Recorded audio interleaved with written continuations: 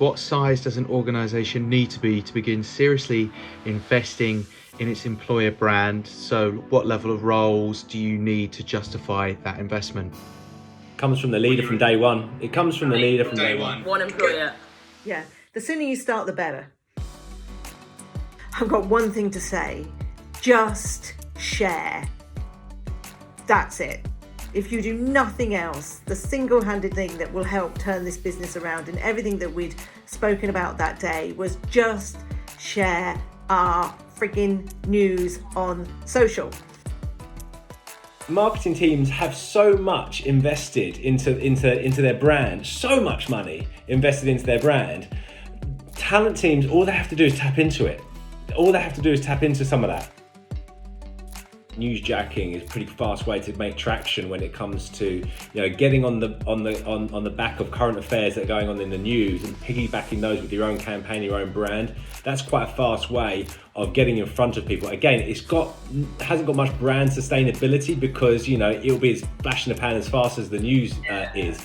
But if you need quick fixes, it has to be done off the back of a brand. Let the data speak. It's really hard to say what you should do. I'm amazed by the lack of usage of UTM codes and cookies and pixel tracking. What you should do is experiment with low budgets, experiment maybe for free on multiple channels, then measure the data, see where you acquire clicks, views, where people actually apply, and then use that data to make well-informed, data-driven decisions on where to put your money or where to invest your efforts, rather than advertising with a blindfold.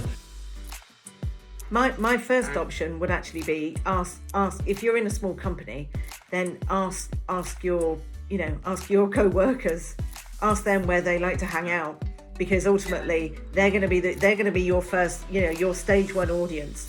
So go there. My advice would be, don't be average. So much money is wasted on being average. The epitaph is, we were no worse than anybody else. Be dramatic, be shocking, be controversial, and punch through the clouds.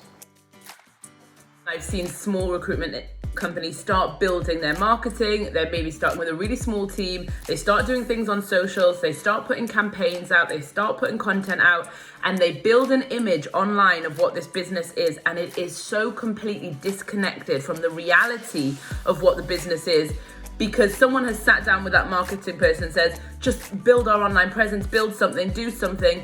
And they've built it in a way that is really attractive and incredible and open, which is not to say the business might not be, but the DNA of that business, once you get behind that door, might be completely different. Be honest, be authentic, hand the power over to your employees. Because people are going to see through sugarcoating. It's a thin veneer if you try to be something you're not. And even if you do and people come and hire you, they're going to leave. They can leave.